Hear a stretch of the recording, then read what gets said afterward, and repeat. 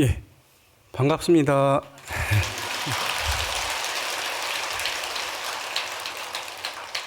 이번엔 영광스럽게도 지금 시작한 3일밖에 안 됐는데 초반에 제가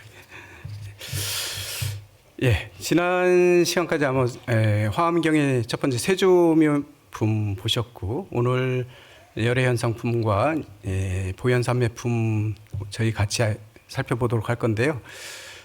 지난 시간까지 봤던 세조묘품에서는 사실 화엄경은 특히 대승경전에 되게 꽃이라고 할 수 있는 화엄에서 뭘 주장하고 있냐면요, 우리 모두가 다 부처다, 다 내가 주인공이다라는 얘기를 세조묘품에서 아마 보셨을 겁니다.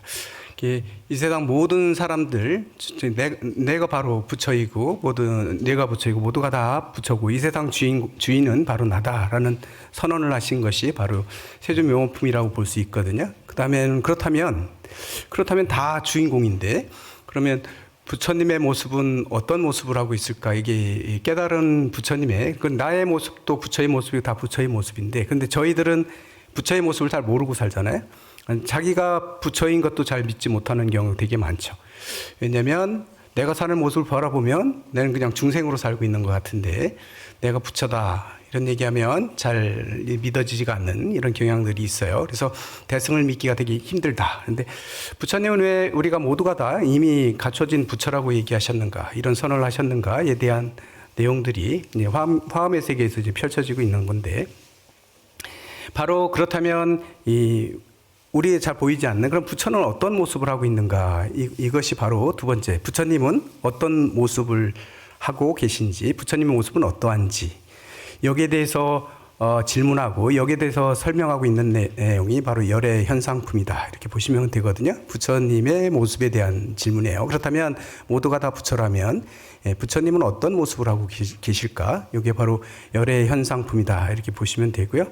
그러면 이런 열애가 돼, 우리가 다 부처인데, 부처가 되기 위해서는 그럼 어떻게 살아야, 바로 어떤 생활 패턴을 가지고 있고, 어떻게 사는 것이 바로 부처답게 사는 길인가, 여기에 대해서 말하고 있는 것이 바로 수행에 대한 얘기, 부처가 될 수 있는 그 수행에 대한 얘기를 하고 있는 것이 바로 보현산매품이다, 이렇게 보시면 됩니다. 오늘 먼저는 부처님의 모습에 대한 얘기, 어떤 모습을 하고 계신가, 여기에 대한 얘기를 먼저 이번 첫 시간에는 열의 현상품에 대해서 한번 같이 살펴보도록 하겠습니다.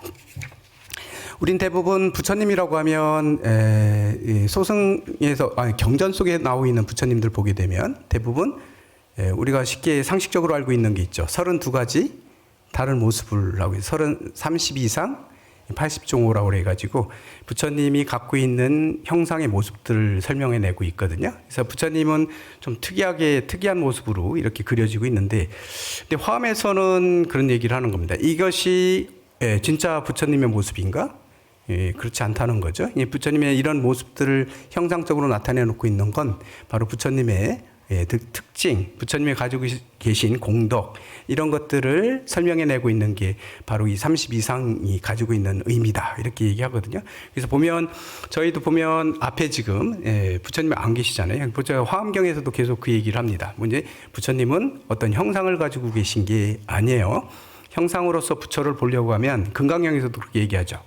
형상으로 부처를 보려 하면 볼 수 없고, 그다음에 소리로서 부처를 들으려고 하면 부처님의 소리를 들을 수 없다, 뭐 얘기했듯이, 바로 화엄에서도 바로 그런 얘기를 하거든요. 이 부처님의 모습은 그럼 우리가 어떻게 부처님의 모습을 알 수 있는지, 이게 부처님의 그런 공덕들이 나타나지는 모습들인데, 거기에 대한 얘기들을 바로 열의 현상품에서 얘기를 합니다.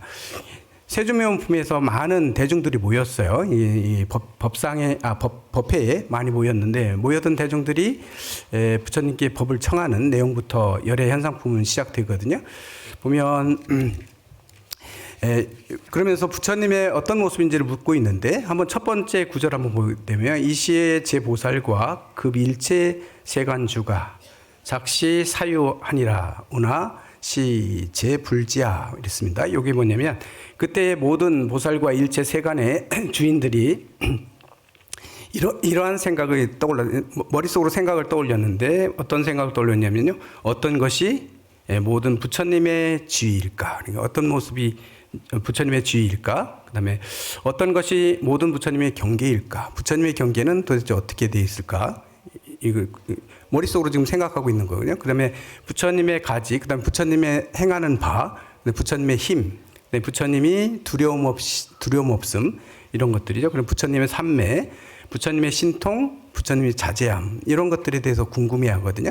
그럼 뭐 모두가 다 부처라고 했는데 이 부처의 모습은 그런 경계는 어떻고, 부처님의 삼매는 어떤 걸 부처님의 삼매라고 하고 어떤 게 부처님의 자제하심인가 이런 것들을 머릿속에 생각만 하셨습니다.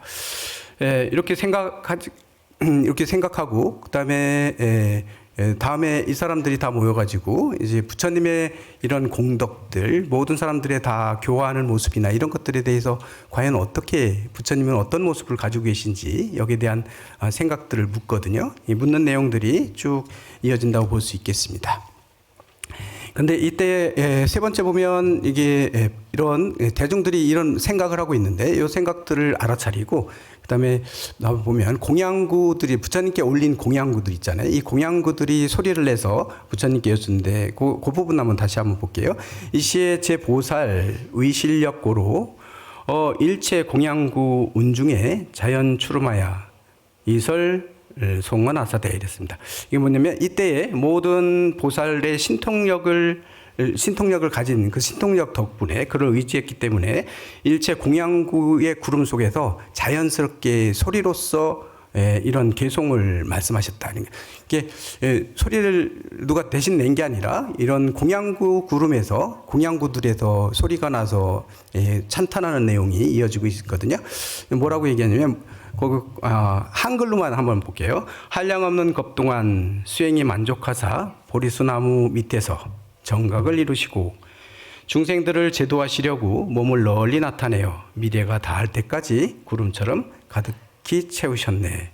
요렇게 시작되거든요. 이게 뭐냐면 사실은 요 내용 보게 되면 뭐냐면 이 부처님의 모습은 이 세상 우주 전체의 모습이 다 하나의 부처님의 모습이다. 우리는 이렇게 볼 수 있거든요. 이게 화엄의 세계는 그런 것 같아요. 온 우주가 다 부처님의 모습으로 다 화연하고 있는데 우리 중생들은 그 어둠 때문에 그걸 보지 못하고 있을 뿐이에요. 지금 이 순간에도 환하게 빛나고 계신데 예전에 그 누군가요? 그 무학대사가 한 얘기가 있잖아요. 부처 눈에는 부처만 보이고 돼지 눈에는 돼지만 보인다. 이 얘기 되게 유명한 얘기인데 이거 진리다. 부처의 모습을 내가 많이 공부를 하고 내 마음이 많이 닦여 있는 사람들한테는 항상 이 누구를 보든지 이제 부처의 모습들을 볼 수 있는데 그렇지 않은 경우는 다 내 식대로 보기 때문에 다 나쁜 사람으로 보게 되죠. 나쁜 년만 보게 되는 거예요. 사람들이 보면 우리가 중생이라는 게 100% 착한 사람만 있는 것도 아니고 100% 잘못된 사람도 없어요. 근데 보면 어떤 인연이 잘못돼 가지고 안 좋은 쪽으로만 계속 보게 되잖아요. 안 좋은 면들만 나하고 자꾸 부딪히는 면들만 보게 되면 그게 내 마음속에 상이 돼가지고 이렇게 각인이 돼서 그 다음에 아무리 좋은 것들 그 사람에 대한 좋은 면들은 보이지 않거든요. 안 좋은 것들만 계속 보이게 되는 그런 경향들이 있어요. 그래서 쏙는 거죠. 실제로 보고 있는 게 아닌 거예요. 그 다음에 뭐죠? 좋게만 보면 계속 모든 걸 다 좋게만 보는 경향들이 있거든요. 이것처럼 이게 어느 하나에 치우쳐가지고 그렇게 보는 게 아니라 부처님은 있는 그대로의 모습들을 그대로 보시기 때문에 온 우주에 부처님의 모습을 다 어느 모습이든 다 부처님의 모습을 뵙는다는 얘기죠. 그래서 부처는 어떤 형체를 가지고 있고 어느 한 부분만 이루고 있는 게 아니라 이 열애현상품에서 보게 되면 온 우주에 가득해 있고 온 우주의 모든 것들을 다 갈무리하고 있는 이런 상태의 부처님을 얘기를 하거든요. 이제 그런 얘기들을 한다 이렇게 보시면 되겠죠. 이래서 이렇게 부처님의 모습을 찬탄하는 이런 내용들이 나오고요. 그 다음에 쭉 가서 보게 되면, 그 다음에 그렇게, 이런 찬탄을 공양구에서까지 찬탄이 나오니까, 그 다음에 나오는 게 부처님이 듣고 계시던 부처님의 치간에, 면전에 있는 이 치아 사이에서 광명이 나오는 거죠. 이제 광명이 나오는 내용들이 있거든요. 한번 그 부분을 한번 볼게요. 부처님의 광명의 모습이 나오는데요. 그거 한번 보죠. 그 다음에, 부처님의 여기 한번 보겠습니다. 잠깐, 예.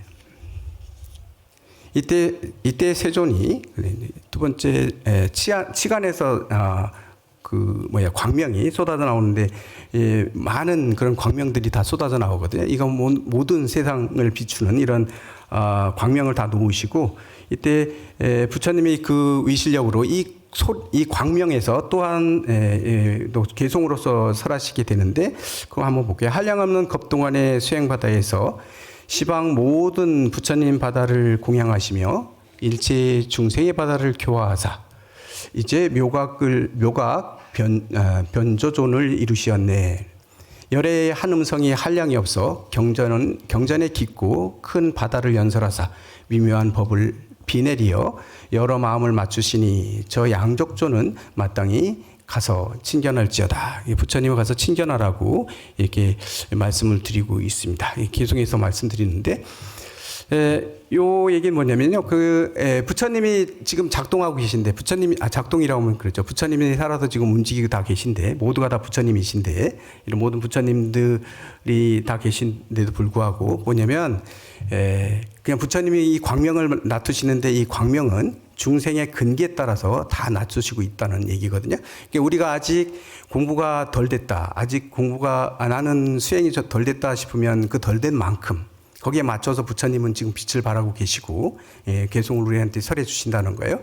그렇기 때문에 내가 지금 수행 정도가 얼마가 됐느냐에 상관없이 부처님의 모습은 항상 하고 있고 항상 지금 이 순간에도 빛나고 있기 때문에 그걸 볼 줄 알아야 된다는 거죠. 그래서 거기에 맞춰가지고 부처님께서 이 세상에 놔두신다, 뭐 이런 얘기들을 하고 있는 겁니다. 그래서 그러고 나니까, 그 다음에, 사방에서, 많은 대중들이 전부 다 이 부처님 세계로 다시 몰려드는데요. 이런 법회가 열리고 있으면 대부분 뭐냐면, 이제 빛으로 환한 모습을 보여줬기 때문에, 온 세계가 다 빛으로 환하기 때문에, 그러면 당연히 그 빛을 보고 구경하러 올 거 아니에요. 그냥 법문을 들으러 오신다는 겁니다. 그런 좋은 모습들을 보이고 있기 때문에요. 그래서 시방 세계에서 모든 그런 보살들이 각 세계에서 이제 부처님께 찬탄하기 위해서 부처님이 있는 곳으로 모여들거든요. 이 광명이 비춰졌기 때문에 다 모여드는 모습들을 설명하고 있습니다. 그래서 다 이렇게 모이고 나니까 부처님께서 바로 부처님의 각 모공에서 빛이 다시 설법이 흘러나오게 되는 거죠. 이제 부처님 모공에서 다시 이제 설법을 하시게 되는 내용들이 있는데요. 어쨌건 이 내용들을 쭉 살펴보시면, 사실은 30 이상이라는 내용이 이 열애현상품에서는 그 하나하나의 모습에 대한 설명은 나오지 않거든요. 왜냐면 이 모습이 사실은 상징적인 거지 부처님의 모습을 실제적으로 나타내고 있는 건 아니기 때문에 그런 모습들을 보여주고 있다, 이렇게 볼 수 있습니다. 그래서 보면 부처님의 우리 모습을 볼 때 대부분 30 이상을 보게 되면 어떤가요? 부처님의 모습은 30 이상인데 발바닥에 뭐가 있다고 얘기하냐면 바퀴가 있다고 얘기하거든요. 발바닥에 뭐냐면 오륜이 있는데 이게 법륜이 새겨져 있는 거잖아요. 그래서 우리 여기 마하보디 사탑에 가셔가지고 그 부처님이 앉았던 자리를 보게 되면 부처님 대신 발자국 표시를 해놨는데 거기 보면 선명하게 그 법륜이 발바닥에 그려져 있는 게 보이잖아요. 이런 것들이 사실 실제로 부처님 발에 그런 법륜이 그려져 있다면 이건 기이한 거잖아요. 사실은 정상적인 게 아니죠. 그런 모습도 하고 있고요. 그다음에 이마에서 빛이 나오고 있고, 그다음에 그런 모습들이 있어요. 그리고 정수리가 솟아나온 모습도 보여지고요. 부처님은 또 어떤 건가요? 부처님은 또 금색으로 지금 우리는 정멸보공이기 때문에 여기 부상 모셔져 있지 않지만 부처님을 또 조성할 때 보면 금색의 부처님으로 도금이 돼 있거든요. 이렇게 금색을 하고 계시죠. 이런 것들이 이제 30 이상 32가지 인간하고 다른 모습들, 깨달음을 얻은 다음에 얻어지는 그런 모습들을 얘기하고 있는데요. 발바닥에 있는 그 법륜상 있잖아요. 이게 법륜상을 그려놓는다는 얘기는 뭐냐면 실제로 부처님 발바닥에 그게 그려졌다는 걸 나타내고 있는 게 아니고 화엄경에서는 뭘 상징하고 있냐면 법계를 이 온 우주 법계를 돌리고 있는 그런 대비 원력의 동력을 상징적으로 나타내고 있어요. 이 우주 온 우주를 전부 다 부처님에 의해서 다 돌아가고 있다는 거죠. 모든 이 사바 세계뿐만 아니라 온 우주는 전부 다 부처님의 그런 대비 원력으로 다 이게 감싸지고 돌아가고 있다는 거죠. 어느 곳에 가든지 부처님의 대비력이 없으신 곳은 아무도 없다. 어느 곳도 없다라는 것을 상징적으로 나타내는 게 이제 법륜을 그려놓은 것이다. 이렇게 볼 수 있고요. 그다음에 부처님의 색을 금색으로 입히는 이유는 뭔가 이렇게 했을 때요. 이것도 그냥 진짜로 부처님 몸이 금색이었기 때문에 그런가. 물론 경전 속에는 금색으로 빛났다는 얘기들이 나오고 있지만 이런 얘기보다도 이거는 상징적인 어떤 모습을 상징하고 있냐면 모든 공덕들이 이미 다 완성이 돼서 성숙한 그런 법성이 완벽하게 다 갖춰진 상태에서 광명을 바라고 있는 모습들, 이것을 우리들은 부처님의 금색으로 이런 걸 표현해 놓고 있는 거다, 이렇게 얘기할 수 있습니다. 그 다음에 부처님 손가락 사이에는, 발가락하고 손가락 사이에 뭐가 있다고, 32상 중에 뭐가 있냐면요, 이게 망이 이렇게 있다고 그러거든요. 이렇게 물갈퀴처럼 망들이 있다. 이거 기이한 거잖아요. 진짜 부처님이 그렇다면 이건 기인일 건데, 이것도 뭘 상징적으로 나타나고 있냐면요, 부처님은 누구든지 망이 있기 때문에 손에 올려놔도 빠지지 않죠. 이런 것 모든 걸 이게 누구든지 확 잡아가지고 어디 구속시키는 게 아니고 모든 걸 다 평등하게 대할 수 있는 이런 모습들을 상징적으로 나타내고 있는 게 바로 부처님의 그런 공덕들을 나타내고 있는 모습들이 30 이상이다. 뭐 이런 얘기를 하시죠. 그런데 이 30 이상에 대한 얘기가 이 열애현상품에서는 굳이 나오진 않고 되게 어렵게 막 찬탄하는 내용들로 다 나오는 거거든요. 찬탄하는 내용 속에 다 들어있긴 한데 이런 것들이 구체적으로 이런 하나하나의 모습들을 내놓지는 않고 있다. 이렇게 보시면 되겠습니다. 그러면 바로 부처님의, 그러니까 우리가 부처님이라고 하면 어떤 형상을 가지고 있다기보다는 부처님이 우리를 위해서 활동하시고 에너지원으로서 이렇게 존재하신 분, 이런 분들로 우리가 생각해야 된다고 보는 게 바로 화엄경에서 지금 부처님을 설명하고 있는 내용이다, 이렇게 보실 수 있습니다. 우리가 다 부처다 뭐 이런 얘기를 하는데 중생이 아직 공부가 안 된 중생들은 아직 무명이 강하기 때문에 부처의 모습이 전혀 안 보이고 조금밖에 못 볼 수도 있는 거고, 많이 걷어낸 사람들은 불성의 모습을 거의 다 이렇게 보실 수도 있는, 이게 이제 수행에 따라서 이렇게 되잖아요. 하지만 그렇다고 해서 못 보고 있다고 해서 내 불성이 부족한 게 아니고, 많이 보고 있다고 해서 내 불성이 더 충만한 건 아니다. 모두의 불성은 다 똑같다, 이렇게 얘기를 하는데요. 오늘이 바로 동지잖아요. 동지면 1년 중에 뭐가 제일 긴 날이에요? 밤이 제일 긴 날이란 말이죠. 그러면 오늘이 제일 긴 날이에요. 그럼 내일부터는 어떻게 돼요? 짧아지는 거잖아요. 번대로 얘기하면 가장 어두움이 강한 날이죠. 어둠이 제일 많은 날이 오늘이에요. 근데 조금씩 어두워졌는데 이제 어둠에 이제 바닥을 치는 거죠. 그럼 오늘부터는 어떻게 되나요? 내일부터는 점점 밝아질 거예요. 이게 밝아집니다.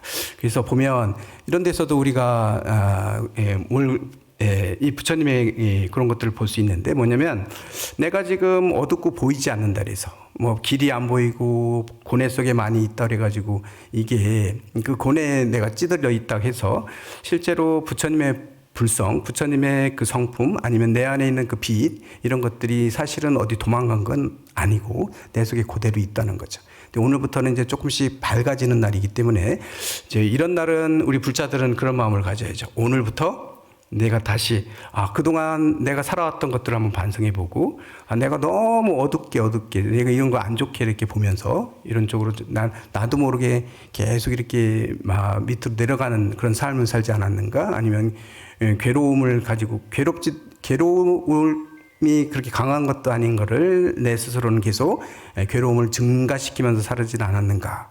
이 괴로움의 끝도 없는 게 아니기 때문에 분명히 있는, 오늘과처럼 모든 것들이 끝이 있으면 다시 시작되는 것처럼 괴로움이나 이런 삶을 살고 있었다면 오늘부터 한번 내 삶을 한번 왜 내가 그걸 괴로워했는지 한번 살펴보시고, 그 다음에 요거를 다시 빛으로 바꾸는, 그래서 밝게 더 밝아가는 이런 날이 되는 게 되게 중요하겠죠. 그래서 동짓날인 동지의 의미는 또 그런 의미를 우리한테 그런 가르침을 우리에게 전해주고 있다 이렇게 볼 수도 있겠습니다.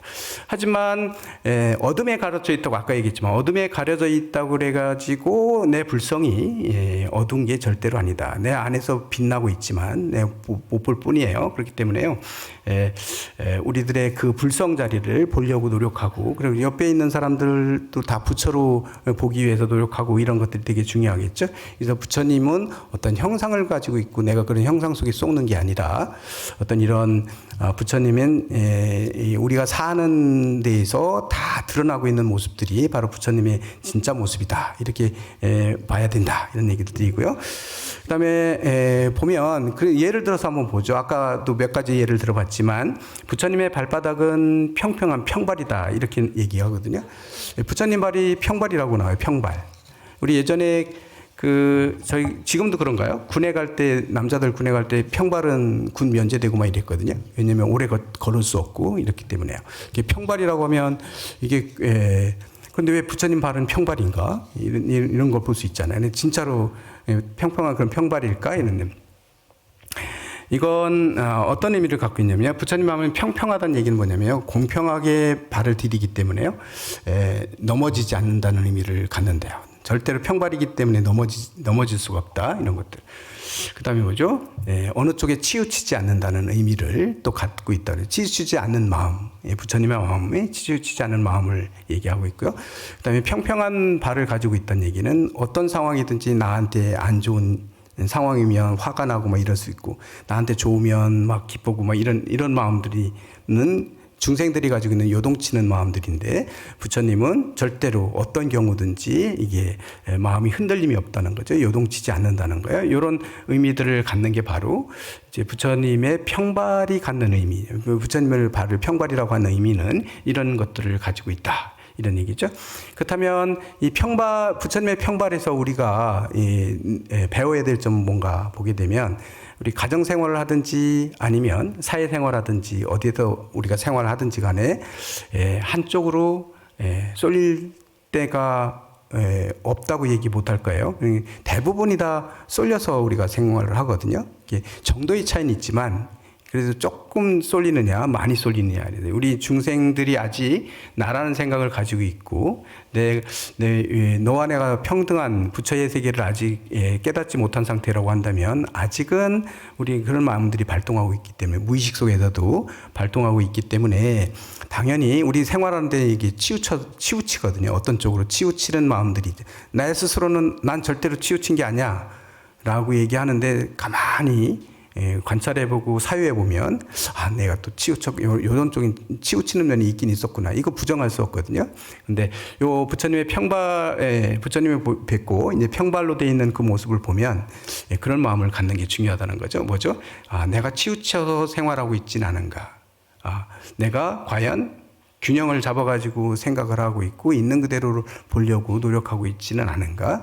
그런 질문들을 스스로에게 부처님의 평발을 보면 그런 마음들을 가져야 된다. 이 얘기를 또 하고 있는 거고요. 그 다음에 아까 얘기했지만 손에 그 물갈퀴가 있고 발에도 물갈퀴가 돼 있다. 이렇게 부처님 모습을 형상화하고 있는데 여기에서는 우리가 뭘 보냐면 마치 그물이 있는 것처럼 그렇게 되잖아요. 있는데 대부분 어떤 그물은 뭔가를 잡을 때 쓰는 거지만 이건 사실 오른손과 왼손, 엄지손가락과 검지손가락 모든 손가락들을 이어주는 그런 막의 역할을 해준다. 이렇게 그런 잇는 역할을 해주기 때문에요. 이거는 연결하기 위한 것들, 모든 걸 다 연결시키는 그런 마음을 가지고 있음을 그런 작용을 얘기하고 있는 게 바로 이제 손에 그 물갈퀴가 있는 상이다. 이렇게 얘기를 하거든요. 그래서 사람을 대할 때도 우리는 자꾸 누군가를 내 쪽에 이렇게 얽어매려고 하는 경향들이 있는데 이런 마음들이 있다면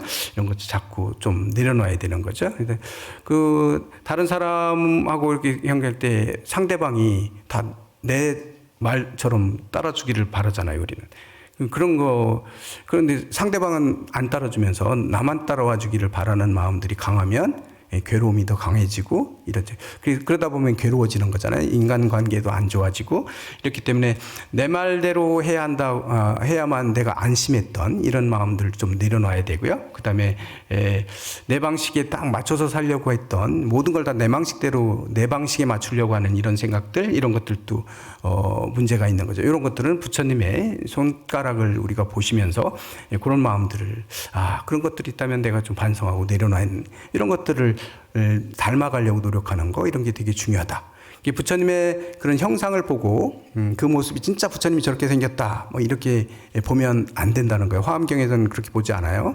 그런 형상을 가지고 있지 않아요. 그렇기 때문에 이런 모습들을 그래도 그런 모습들이 보였을 때 거기서 상징적인 그런 의미들을 우리가 받아들이고 부처님의 그런 성격, 부처님의 모습 이런 것들을 그렇게 상징적으로 나타내고 있는 거거든요. 이걸 잘 알아서 우리가 닮아가려고 노력하는 게 되게 중요하죠. 그런 모습들을 보려고 노력하는 게 되게 중요하다. 그다음에 부처님의 빛은 아까 금색이라고 했잖아요. 금색을 가지고 있는 그것은 뭐냐면 항상 부처님은 빛이 난다는 거예요. 빛이 나고 있는데 그렇기 때문에 금빛을 얘기한 거죠. 사실은 이거는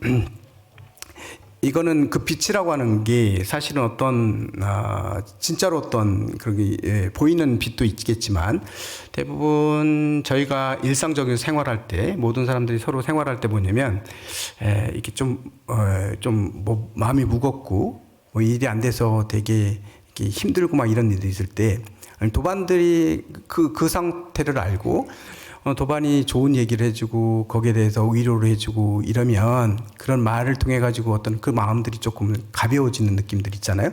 이게 이런 것들도 역시 마찬가지로 뭐냐면 빛의 작용이 빛이 환하게 비추면 환해지면서 근심이 사라지는 것처럼 우리가 조금 부드러운 말 아니면 좋은 말 이런 말들을 누군가의 한마디라도 더 위로해주는 말들을 할 때 이런 말들도 사실은 바로 그런 부처님의 모습의 그런 빛에서 바로 우리가 알 수 있다 뭐 이런 얘기들을 볼 수 있죠.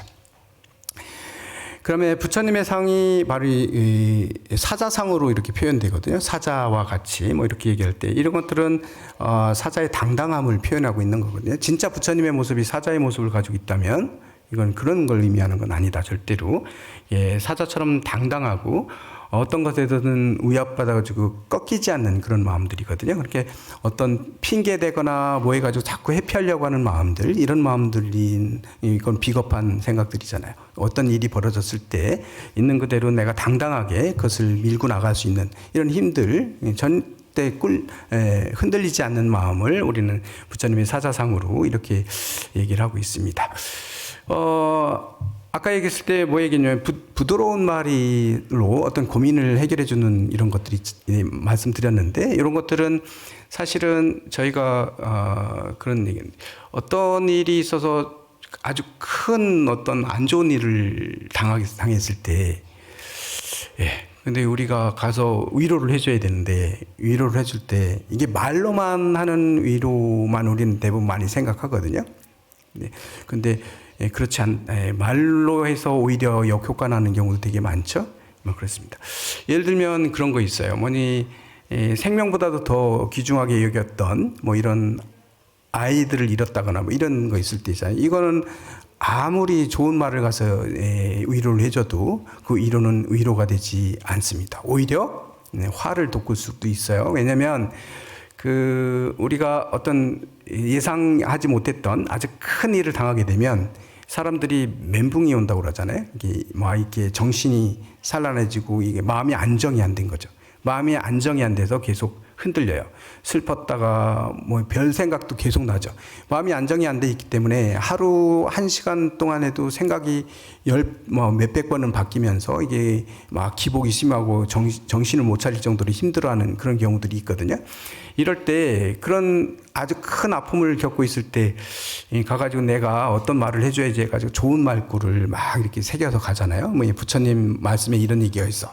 뭐 이런 것들 막 찾아가지고 가서 법문하듯이 얘기해 주잖아요. 그러면 가서 들을 때는 고마워 하잖아요. 고마워 했는데 가고 나면 다시 화가 나가지고 저기에 와가지고 이런 말을 해. 화가 났다. 고마운 마음 들었다. 또 화가 났다. 나중에 이런 경우 되게 많거든요. 예전에 저희 뭐뭐뭐 스님 근데 갑자기 저한테 전화 와가지고 저 도반 스님인데 전화 와가지고 그런 얘기하네요. 난 앞으로 입을 꿰매고 살아야 되겠다. 뭐 이런 얘기. 친구들은 이제 얘기 안 하고 살겠어. 나는 되게 막 그렇게 자기 자책을 막 하면서 그 얘기하는 거예요. 그래서 왜 그런 생각하느냐, 뭐 때문에 뭔 일이 있었는데 물어봤거든요. 그랬더니 뭔 얘기를 하냐면, 자기가 대학교 동기래요. 대학 동기인데 지금 뭐 우리가 한 60 됐으니까요. 한 50대 중간 정도 됐을 때 했던 것 같은데, 대학 동기인데 한 번 찾아왔다는 거예요. 좀 친해져가지고 학교 다닐 때부터 친했으니까 이제 오랜만에 연락이 되고 하다 보니까 이제 좀 교류를 하고 살았는데, 스님한테 찾아온 거예요. 찾아왔는데 이제 되게 이제 우울해져서 온 거예요. 와가지고 이제 하소연을 다 하는데 뭐냐면, 자기의 부인이 안 좋은 병에 걸렸는데 시한부 판정받은 3개월밖에 못 산대요. 이제 그 얘기 때문에 이제 하소연하러 온 거예요. 위로받고 싶어서 왔거든요. 그래서 막 얘기하는 게, 제가 그 도반의 성품을 알거든요. 그 도반은 말을 조금 직선적으로 하는 스타일이고, 그런데 이제 뭐라고 얘기했냐면 그런 병은 너 때문에 생긴 거다. 그래서 네가 죽인 거야. 네가 속세기 그래. 네한테 문제가 있다. 얘기한 거예요. 그랬더니 그 친구가 펑펑 울기만 했대요. 막 그렇게 얘기했어요. 저는 그 스님의 얘기를 저희는 알아요. 그 도반 스님의 마음을 알기 때문에, 성격도 알고 스타일을 알기 때문에 무슨 얘기가 주였냐면, 그러니까 남은 기간 잘해줘라, 이 얘기거든요. 남은 기간 최선을 다해서 잘 보내주고 잘해주라는 얘기인데, 그렇게 받아. 지금 위로받고 와는 네가 죽인 건, 네가 잘못한 거야, 네가 그런 거야, 다 네가 만든 거야, 이렇게 얘기했다는 거예요. 그러니까 그 자리에서는 펑펑 울기만 하고 갔는데, 집에 돌아가가지고 이제 술 많이 먹었겠죠. 한 다음에 새벽 1시 한참 자고 있는데 전화가 왔대요. 전화가 배를 안 꺼놓고 잤나 봐요. 전화가 온 거예요. 전화를 받았는데 받자마자 욕을 막 하더래요. 네가 중이야, 뭐 그런 거죠. 난 너 스님으로 너 앞으로 난 너 존경 못해, 막 어떻게 그렇게 얘기할 수 있냐. 막 보면 다시는 연락도 하지 말고 평생 보지 말자, 막 이래. 그래가지고 충격을 먹은 거예요. 그래, 충격 먹어가지고 저한테 전화 가지고, 나는 쓸모없는 인간이고 뭐 앞으로는 얘기도 하지 말고 뭐 그냥 수행만 하고 살아야 돼, 뭐 이런 얘기.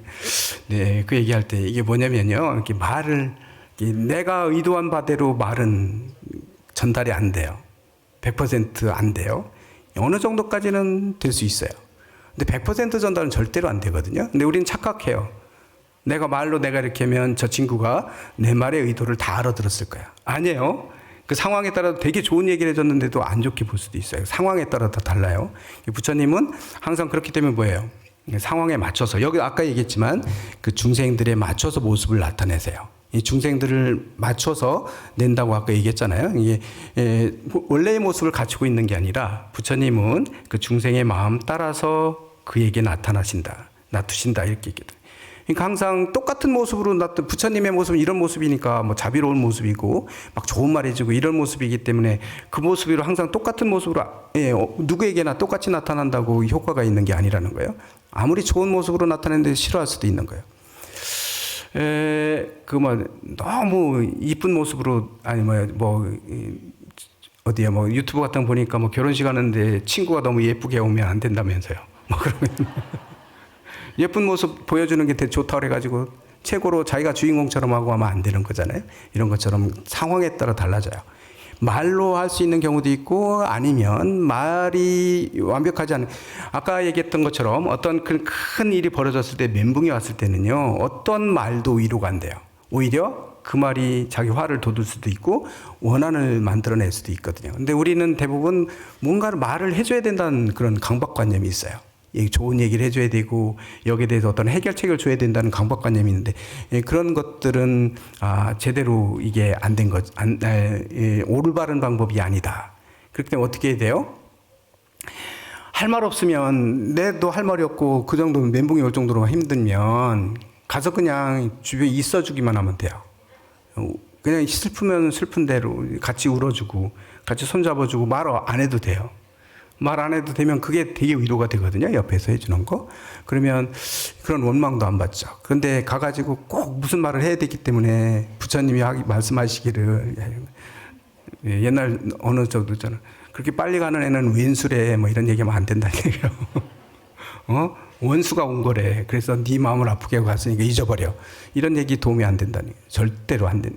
그게 말로서 어떻게 해결해 줘야 된다는 생각도 안 되고요. 어떤 상황에 따라 다 달라지는 거예요. 그래서 부처님의 모습은 이 세상에 각양각색의 모습으로 다 나타시고 있고 지금도 그런 거죠. 내 앞에도 부처님 나타나시고 이런 모습들을 우리들은 봐야 되고 그렇다는 얘기죠. 그래서 부처님의 어느 모습이 딱 그런 모습을 얘기하는 건 아니고 이런 모든 성품들 이런 것들을 말씀하고 계시고 우주에 가득한 그런 부처님을 얘기한다.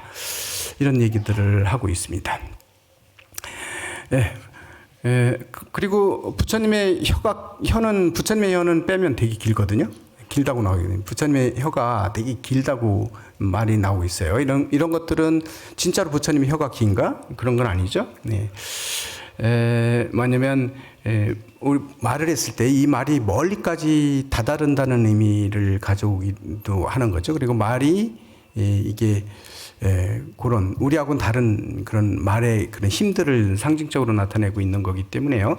이런 또 그렇다 해서 말을 할 때는 또 말을 해야 되는 겁니다. 무조건 말을 하면 말이 전달이 안 된다 해서 말을 안 하면 안 되죠. 말을 해야 될 때는 또 말로서 해야 되는 거죠. 왜냐하면 이게 힘들고 외롭고 막 이렇게 어느 정도 위로를 받아야 될 이런 상황이었을 때는 당연히 이 말 한마디가 그 사람을 살릴 수도 있고 그 말 한마디가 그 사람이 무거웠던 어깨를 그런 짐을 내려놓게도 해줄 수 있기 때문에요.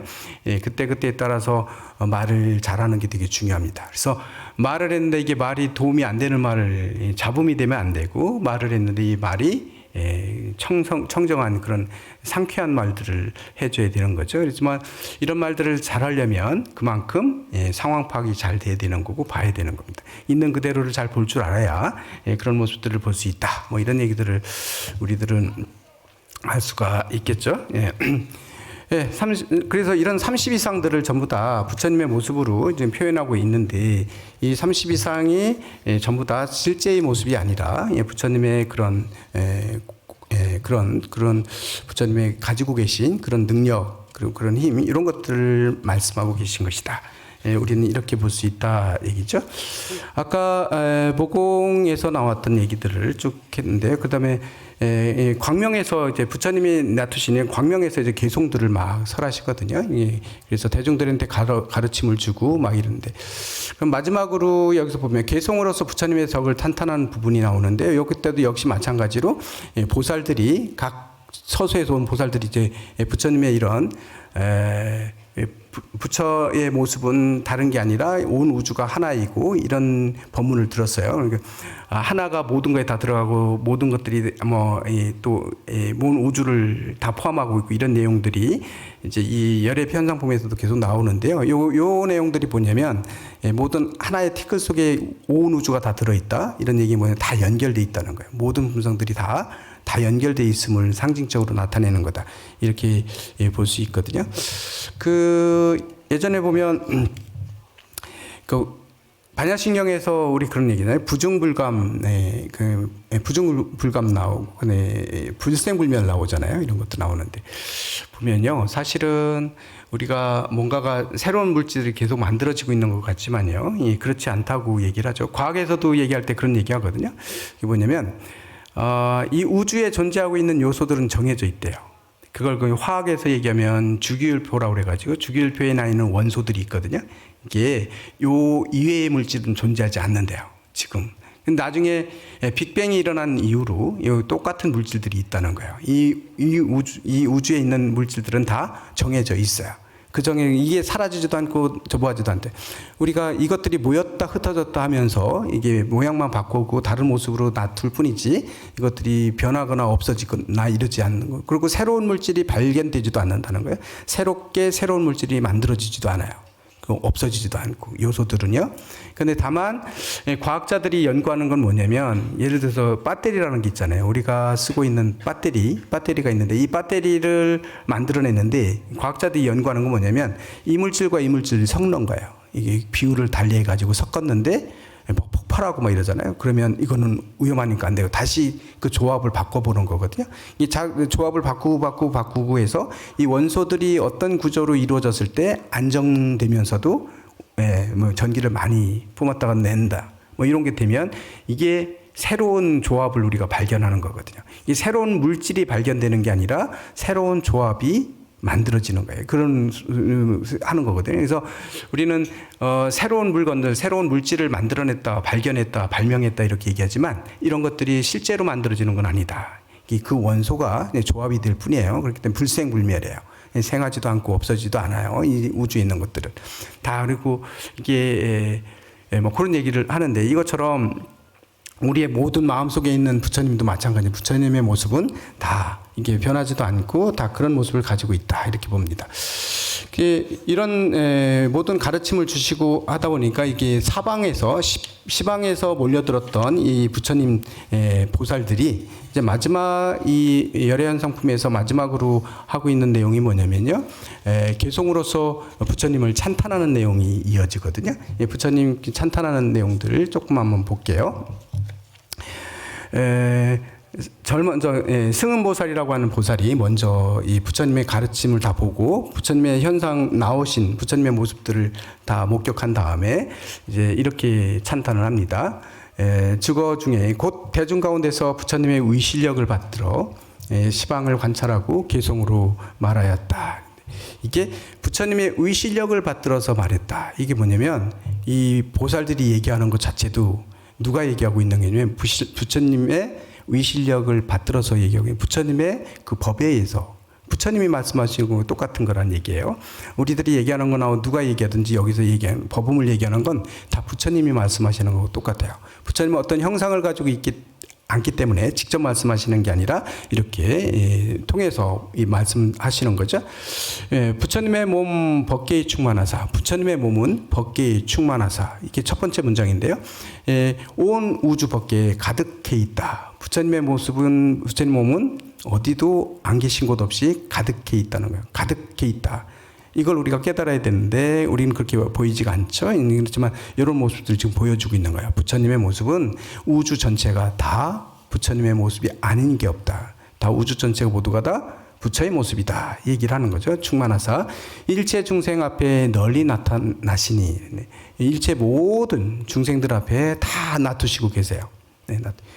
인연 따라 감응함이 들어하지만 인연 따라서 다 감응해주고 있지만 이 보리자에 항상 계시네. 보리자에서 내려간 적이 없다는 거예요. 움직인 적이 없으세요. 다 펼치고 계시지만 그런 얘기를 하고 있어요. 오늘 제가 새벽에 이제 깜깜할 때 출발해서 오거든요. 이제 출발해서 오다 보면 평상시에 이제 오다 보면 이제 해가 뜨는 모습들이 지금은 동지기 때문에 해가 좀 늦게 뜨잖아요. 어쨌건 밤이 길기 때문에 그러니까 7시 정도 됐으면 이제 해가 막 뜨는 모습들이 해가 뜨니까 사방의 모습들이 또 다른 모습으로 보이잖아요. 상쾌하고 뭐 이런 모습들이잖아요. 평상시에 못 봤던 모습이에요. 그 시간에는 절에 있었기 때문에 그런 모습 볼 수가 없죠. 근데 오늘은 특별히 나와서 보면 다 보는데 예전에 봤던 모습들이 아니에요. 환희 심는 날만큼 아름다운 모습이고 막 이런 모습들을 보잖아요. 그런데 평상시에는 똑같은 모습을 봤는데 그 조명이나 이런 거에 따라서 그런 모습을 영 보지 못했는데 오늘 오다 보니까 이렇게 산천이 아름답고 이런 모습이 빛이 나고 막 이런 모습을 또 이렇게도 보이는구나 이런 게 보였거든요. 이런 것처럼 항상 그 자리에 우리 산하는 그대로 그 상태로 계속 있는데 우리의 마음에 따라서 이게 보여지기도 하고 어떤 데는 안 보여지기도 하고 엉뚱한 모습으로 보기도 하고 안 좋게 보기도 하고 밝게도 보기도 하고 어둡게도 보고 막 이러잖아요. 이렇게 보이는 게 다 다르잖아요. 마음에 따라서. 그러니까 과연 이런 모습들을 원래의 부처님의 모습을 그대로 다 보시려면 어떻게 봐야 되는가? 당연히 우리가 수행을 통해서 그 부처의 마음을 닮아가야 되겠죠. 그런 게 했을 때만 그런 것들이 다 보일 건데, 그래서 세상을 바라보는 것도 똑같은, 모든 건 그대로 그 자리에 그대로 있는데 내가 못 볼 뿐이다. 우리 중생의 마음이 어두워서 부처님을 못 뵙고 있을 뿐이지 부처님이 아니 계신 건 절대로 아닌데, 아무리 어둡고 힘든 일이 있다 할지라도 그 바닥에 부처님은 항상 우리를 위해서 설법해 주고 계시고 부처님의 가피가 항상 하고 계신데, 우리는 일이 잘 안 풀린다고 해가지고 포기하고 이러면 안 된다는 얘기죠. 아까 부처님의 모습을 사자상이라고 얘기했는데, 이것처럼요, 당당하게 나한테 닥친 그 어려움이나 이런 것들은 밀고 나가야 된다는 거죠. 헤쳐나가야 되는 거지, 회피하거나 그걸 피한다고 해서 해결되는 게 절대로 아니다. 우리는 어려운 일이 있으면 자꾸 피하려고 하잖아요. 피하면 피할수록 자꾸 더 꼬이게 되고 이게 해결이 안 돼요. 그냥 그걸 당당하게 밀고 나갔을 때 해결될 수 있는 방법들, 이런 것들이 있거든요.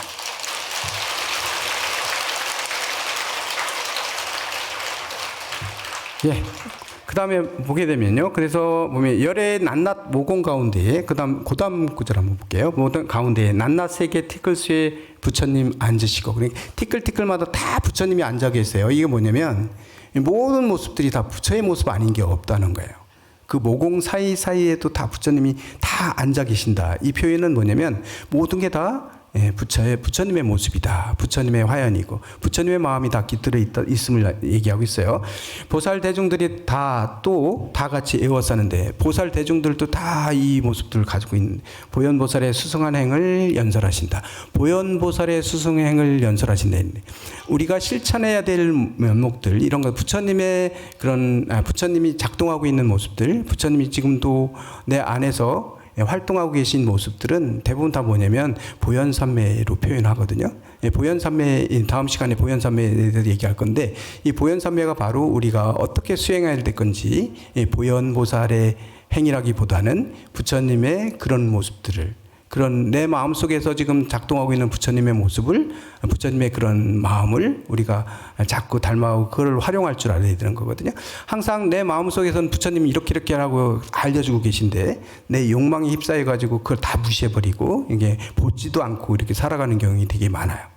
모두가 다 부처인데도 불구하고 이런 것들이 많죠.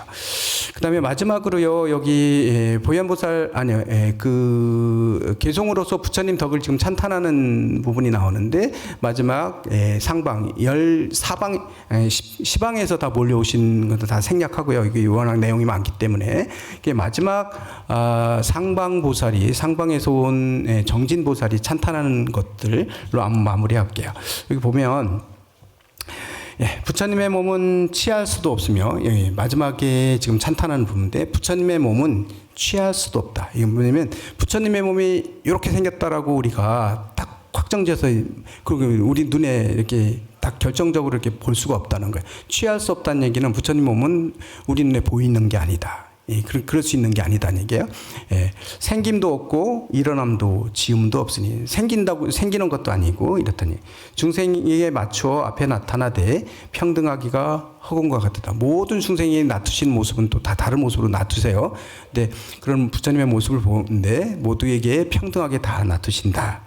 시방에 있는 부처님이 한 모공에 다 들어가 각각 나타내는 운과 신통을 지혜의 눈으로 능히 보도다. 비로자나 부처님 얘기하고 있는 거죠. 비로자나 부처님의 원력이 법계에 들어와요 일체국토 가운데서 가장 높은 법륜을 항상 굴리고 계시네. 한 터럭에서 신통 변화를 나타냄을 일체 부처님이 다 같이 말씀하사 한량없는 겁이 지나도록 그 끝을 알 수 없도다. 이게 뭐냐면 부처님은 돌아가시고 또 태어나시고 하시는 분이 아니라는 거예요. 부처님은 언제나 이 자리에 계시고 항상 어디든지 그대로 계신 분들이에요. 근데 우리 눈에는 왔다 갔다 하는 것처럼 보인다는 거예요. 그래서 그 부처님의 명호 중에 열애라는 말이 있거든요. 열애. 열은 법답게 오신 분이라는 의미로 대부분 평범하게 그렇게 해석을 많이 하죠. 법답게 오신 분이다. 진리대로 오신 분이다라는 그래서 열애라고 올레자 써서 이렇게 얘기한다는데 어느 분이 요 얘기를 또 이렇게 표현하는 거 보고서 이 화엄경하고 다 얘기해서는 또 진짜 이런 말 쓰면 되나요? 어쩌건 요거 기가 막히게 내 마음에 와닿던 이런 해석법이 있어서요. 여는 같을 여자예요. 레는 오셨다는 뜻이거든요. 근데 그냥 직역하면 어떻게 돼요? 오신 것 같다. 되거든요. 오신 것 같다. 오신 적이 없는데 오신 것 같아요. 우리 사바세계 우리 눈에는요 부처님이 안 보여요. 그때 안 보였기 때문에 석가모니 부처님께서 이 세상에 오셨어요. 오셨는데 이건 우리 뭐라고 화신 부처님이라고 얘기잖아요. 화신 중생을 제도하기 위해서 오신 분이 석가모니 부처님이시잖아요. 중생의 몸을 받아서 오셨어요. 그리고 여거라고 하거든요. 부처님을 다른 이름은 여거라고 그래요. 진리답게 가신 분이다 이렇게 했는데 근데 가신 것 같다고 표현할 수 있죠. 가신 것 같은 분이에요. 부처님이 열반에 드셨어요. 우리 눈에는 가셨어요. 분명히 열반에 드셨으니까 가신 거잖아요.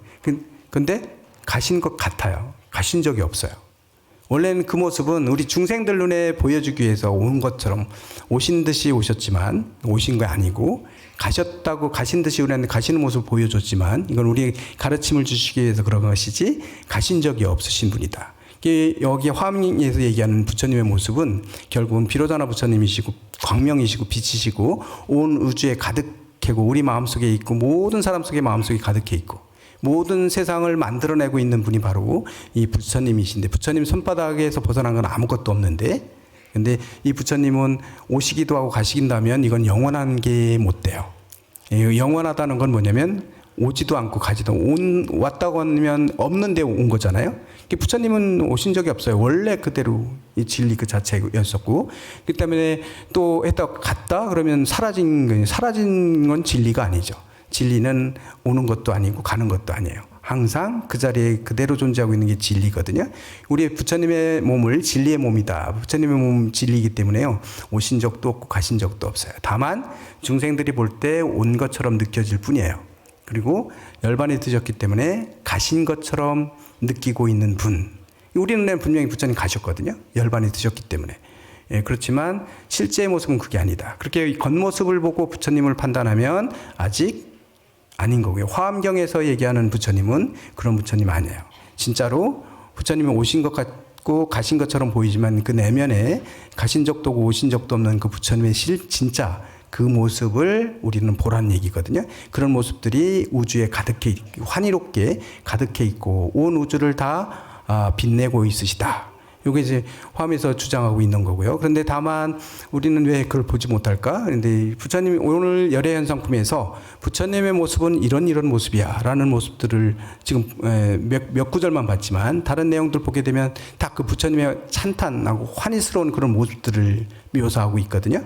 부처님의 이런 묘사들을 우리 지금 내 마음속에도 있고 다 그런 모습이 있다는데 왜 우리는 그 모습을 보지 못할까? 아직 어둠에 많이 덜벼 있기 때문에 그런 거죠. 그래서 다음 시간에 이제 보현삼매품에서는 바로 그럼 우리가 어떤 수행을 해야 되고 부처님은 지금 어떻게 내 마음속에 있는 부처님은 지금 어떤 메시지를 나한테 주고 있는지 그럼 그런 건 어떻게 우리가 실천에 옮겨야 되는 건지 뭘 따라가야 되는 건지 어떻게 수행해야 되는 건지 바로 부처님의 모습을 완벽하게 다 보려면 우리 여태까지 이렇게 설명해 주신 이 부처님의 모습을 완벽하게 내가 볼 수 있으려면 옆에 도반을 보고도 부처님을 보고 멀리는 다른 사람 처음 보는 사람 봐도 다 부처님으로 보일 수 있는 이렇게 부처님을 볼 수 있으려면 어떻게 해야 되느냐. 그건 바로 부처님의 수행을 우리가 해야 되는 거고 부처님이 가지고 있는 그런 삼매에 들어가야 된다. 그 삼매의 행을 우리가 배워야만 우리 눈에도 다 내가 부처인 걸 볼 수 있고 알아차릴 수 있다. 요게 바로 이제 다음 보현삼매품에서 거기 수행법에 대한 얘기, 수행에 대한 얘기들을 하고 계신 것이다. 이렇게 볼 수 있습니다. 오늘은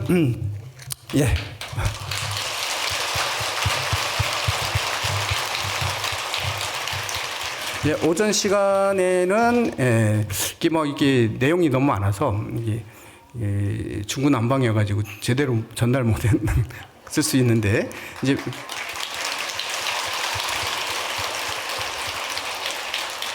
부처님의 모습은 어떤 모습인지 이 세상에 부처님은 어떤 모습으로 나타셨는지 어떤 형상을 가지고 계신지에 대한 실제적인 거기에 대한 내용들을 열애 현상품에서 얘기하고 있다. 우리가 보든 볼 수 있든 말든 우리가 세상을 바라볼 때 다 번뇌의 세계로도 볼 수 있고 고해의 바다로도 볼 수 있는데 그 고해의 바다에서 벗어나는 부처님께서 말씀하셨기 때문에 이렇게 보현삼매를 통해서 그런 수행을 완성이 되면 이 사바 세계가 고해의 바다가 아니라 이제 바로 이제 극락 세계가 되는 것이고 다 그런 의미를 설명하고 계신 것이다. 그래서 지금 화엄경 지금 출발하고 있는 거잖아요. 이 화엄경에서 처음에 이렇게 앞부분에서 부처님이 이런 모습을 갖고 부처님의 그 성품은 이런 분이시고 부처님은 이런 마음을 계속해서 바라고 빛을 바라고 계신 분이다라는 이런 것들을 우리한테 알려주고 계신 거거든요. 그래서 여기에서 여기서 일단은 부처님의 모습에서 출발을 해야 우리가 또 더 수행해 나갈 수 있고 더 자세히 볼 수 있는 거기 때문에 뒤에 나오는 내용들도 전부 다 여기에 바탕이 돼서 되고 있는 거니까 시간이 있다면 이런 의미에서 한번 열애 현상품이나 이런 해석되어 있는 거 많으니까요. 무비스님 해석도 있고 이러니까 한번 이 경문 한번 쭉 읽어보면 이런 내용이 이게 이런 말을 얘기하고 있는 거구나. 조금 더 와닿지 않을까? 그리고 우리는 이렇게 살아야 되겠다라는 마음도 가질 수 있을 거라고 생각됩니다. 오전에 여기서 끝내고요. 다음 오후에 다시 뵙겠습니다.